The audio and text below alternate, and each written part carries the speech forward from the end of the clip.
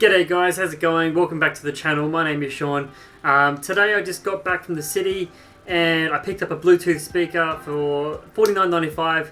Thought it was pretty good value and I thought I should share with you the speaker that I got to fix a solution that I have. So if you haven't subscribed to the channel already, make sure you hit the subscribe button down below to make sure you don't miss out on any other future content. I do tutorials, I do reviews, gaming, live streaming, all of that kind of stuff. So yeah, let's get into it and I hope you enjoy this video. Cheers.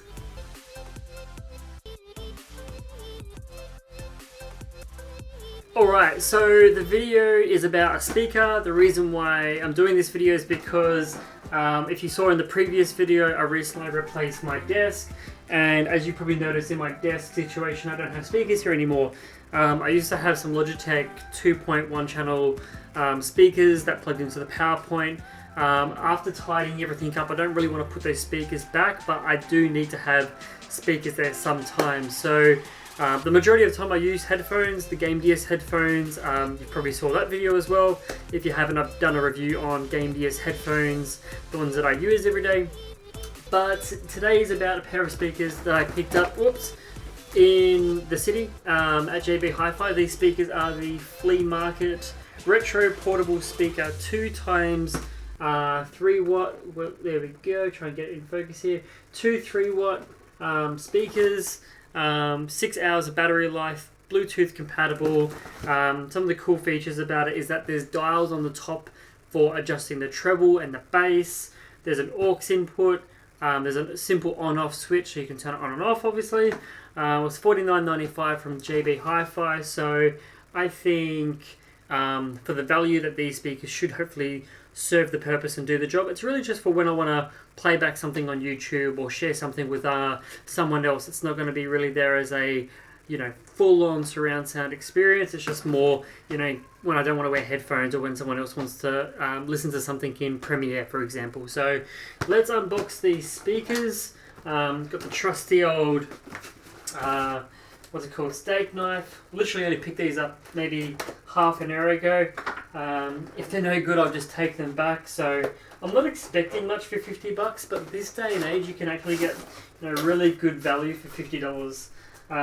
Like I said, this is the Fleamarket Retro Portable Speaker. So inside the box straight away we've got a mini USB cable for charging the battery. It says it's got a 6-hour battery, so I guess we'll test that and see how that goes.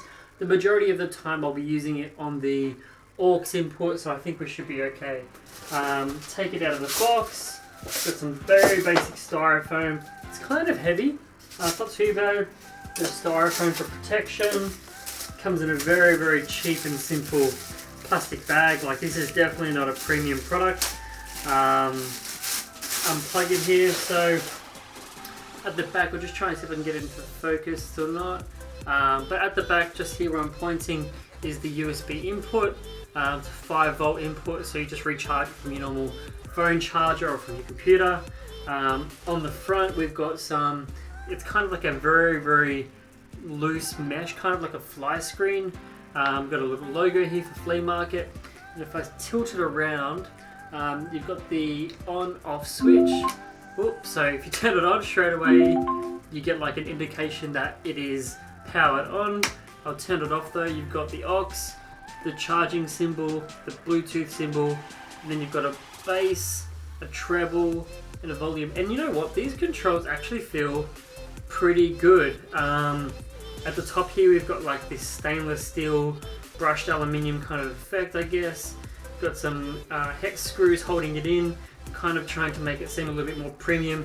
And then around the outside, you've got some sort of fake kind of leather, like they would do on like a guitar amp or something like that. So give me a few minutes, let me get it all plugged in and set up. We'll play some music and we'll see how it sounds.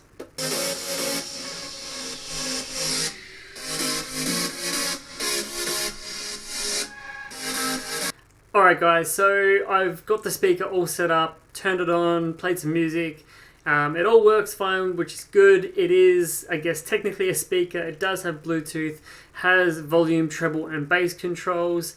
Does feel nice in the hand, and it does work well with the desk setup. For the money, I think it is good value. I think the audio quality is acceptable. I think it'll be fine for taking to the beach or taking to the pool. But just be mindful that this speaker is not water resistant, doesn't advertise to be. So, you know, if you get it close to water or anything like that, you might be in trouble. But for around the home or in the garden, in your office, I think it's going to serve the purpose and be perfect, be adequate, you know what I mean? So I'll turn up the music a little bit so you can see, or I guess you can hear what the audio quality might be like.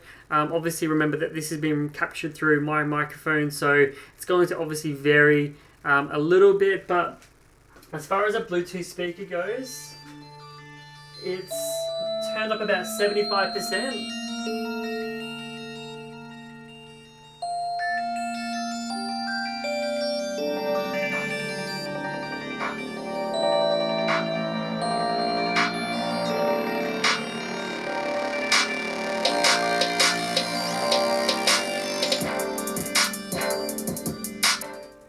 So this is no bass and no treble.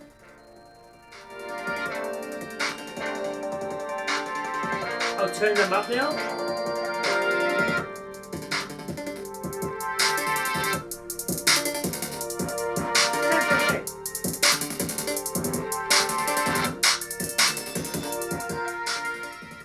That's the speakers. They're 2 3-watt speakers. They're obviously not going to be very powerful. They're only being powered by the aux input and maybe the battery a little bit as well. Don't expect, you know, a lot. I think once you push them past 70% volume, then the distortion really starts to kick in and you've got to start really turning the bass and the treble down. But that's one thing that I do like about this speaker. Compared to other Bluetooth speakers on the market, you can't actually control Bluetooth and treble too often. Bluetooth, you can't control the bass and the treble too often on other Bluetooth speakers, but on this one you can. So when you start getting it, you know, up around 80 to 90% volume, maybe turning down the bass and treble a little bit will help carry that audio a bit more without it getting too distorted and getting really, you know, crackly. So yeah, that's my review and thoughts and opinion on this speaker. I'll keep it for a little while and see how I feel about it. I might change it, I might not. If you have any questions about this video or about this speaker, leave them down in the comment section below. If you like this video, then chuck it a like. If you didn't like this video, give it a dislike and tell me why maybe. You can always reach out to me on Facebook and Instagram as well.